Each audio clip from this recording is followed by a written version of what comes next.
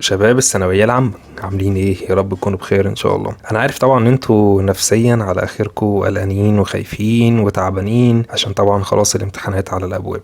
فانا عايز اقول لك كلمتين كده من اخ لاخواته ومن واحد عدى بالثانويه العامه من اكتر من حوالي 10 سنين وخلص ثانويه عامه ودخل هندسه وطلع من هندسه بامتياز مع مرتبه الشرف واشتغل في الجامعه معيد في الجامعه واحتك بالمجال الاكاديمي وعنده خبره بسيطه كده في الدراسه والجامعه وكده.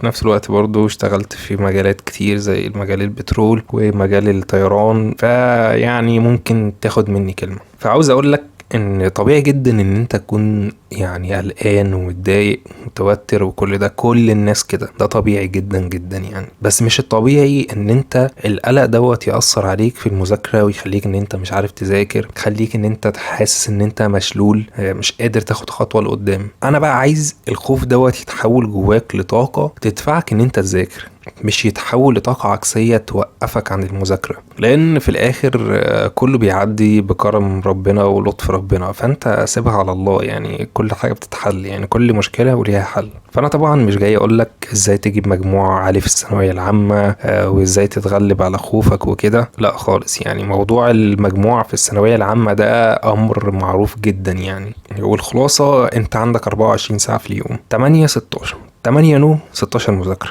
هي مش هتيجي غير كده. 16 ساعة في اليوم مذاكرة، تذاكر بقى، تفهم، تحفظ، تحل، تشقلب.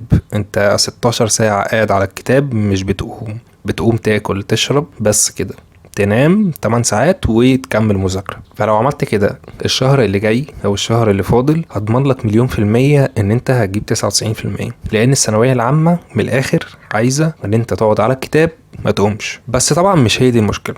المشكلة الاكبر، المشكلة الأقوى، هي أنت بقى بعد إن شاء الله ما تجيب 99% أنت هتخش كلية إيه؟ هل أنت عارف أنت هتخش كلية إيه؟ لازم يكون عندك إجابة. مش هينفع أن أنت تخلص ثانوية عامة وأنت ما عندكش إجابة انا هدخل كلية ايه، انا حابب ادخل كلية ايه، انا حابب اشتغل ايه. لازم تدخل الكلية اللي انت حاببها، مش الكلية اللي انت هتجيب المجموع بتاعها، مش الكلية اللي بابا وماما وتيتا وجدو عايزينك تخشها. لان ياما ناس كتير قوي وعلى ايدي يعني دخلوا هندسة وعشان مجموعهم جاب كلية هندسة وجابوا مجموع عالي وكده فدخلوا هندسة، او عشان بابا وماما قالوا له يخش هندسة او اجبروه ان هو يدخل هندسة فدخل هندسة وقعد في هندسة 10 و15 سنة، او في منهم اللي طلع من هندسة وفي منهم اللي لسه مخلصش لغاية دلوقتي. يعني انا افتكر لما كنت بدرس في الجامعة كنت اول سؤال بسأله للطلبة عندي انت داخل كلية هندسة ليه؟ فاللي منهم كان بيقول لي عشان انا جبت درجة عالية وخسارة الدرجة العالية دي وانا تعبت في ثانوية عامة وكده فدخلت هندسة، واللي يقول لي عشان والدي مثلا اجبرني ان انا ادخل هندسة. دول كنت برد عليهم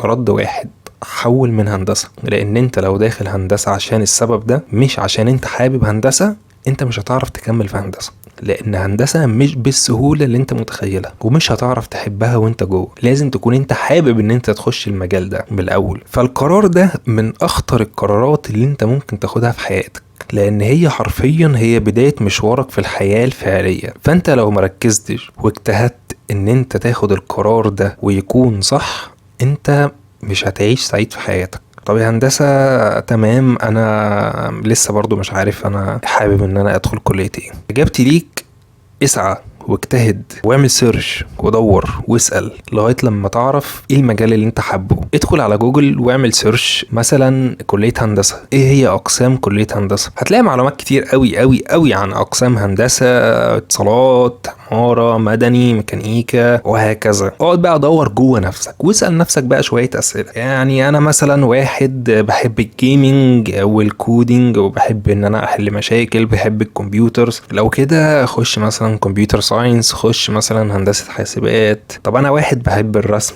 بحب الديزاين، بحب التخيل، عندي صبر، بحب ارسم بقى كتير وكده، اقول لك خش مثلا هندسة عمارة، خش فنون جميلة، خش فنون تطبيقية. لا انا واحد بحب الفرهدة، بحب المواقع، بحب ان انا احتك بالناس والعمال وهكذا. اقول لك مثلا خش كلية هندسة قسم مدني، لا انا ما بحبش الفرهدة، وبحب ان انا اقعد على مكتب، بحب مثلا الاختراعات، بحب ان انا اخترع الكترونيك سيركتس، بحب ان انا اصلح بوردات، بحب الاتصالات، بحب الموبايلات. خش يا عم هندسة اتصالات مثلا. لا انا اصلا بقى ماليش في الهندسة خالص، يعني انا احب الارقام، بحب الحسابات، بحب بقى الاكسل شيتس والحاجات دي. طب خلاص فوقك من هندسة خالص وخش مثلا تجارة. طب بص يا هندسة بقى، انا من الاخر كده قعدت ادور جوه نفسي وعملت سيرش وعملت كل حاجة، وبرضو مش حاسس ان انا في حاجة حاببها. حلك ان انت بقى تسأل، يعني تسأل الناس اللي حواليك، تسأل مثلا مامتك، باباك، اخواتك، اسأل اصحابك، قول لهم تفتكروا كده انا ممكن ان انا اخش كلية ايه مثلا، ايه اللي لاقي عليا ان انا ادخله مثلا. هتلاقي واحد مثلا يقول لك انت بص انت شكلك كده تنفع قوي في الكلية الحربية، شكلك ظابط، يعني شخصيتك كده توحي ان انت ظابط، كلامك، جسمك، اسلوبك، كل الحاجات دي بتوحي ان انت ممكن تنفع في الكليات بقى، الشرطة والحربية، فنية عسكرية، كل الحاجات دي وهكذا. لازم انت تبذل مجهود اكبر في النقطة دي من اهم النقط اللي انت لازم تبذل فيها مجهود، عشان اللي جاي كله هيعتمد على اختياراتك دي. اما بقى نقطة ان انت تجيب مجموع كبير ازاي في الثانوية العامة وكده، فهي ملهاش حل غير 8-16، 8 نوم 16 مذاكرة لمدة شهر، 99% معروفة.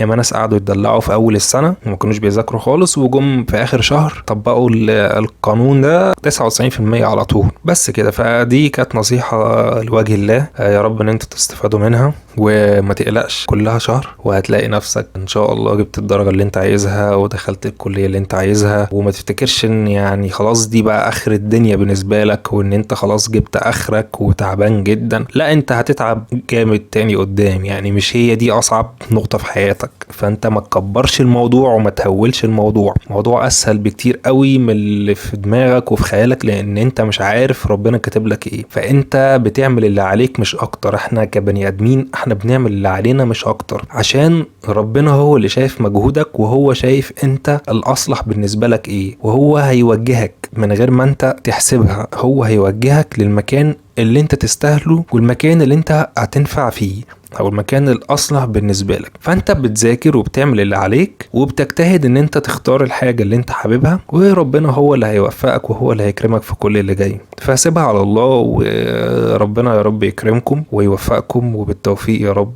ان شاء الله في حياتكم القادمة.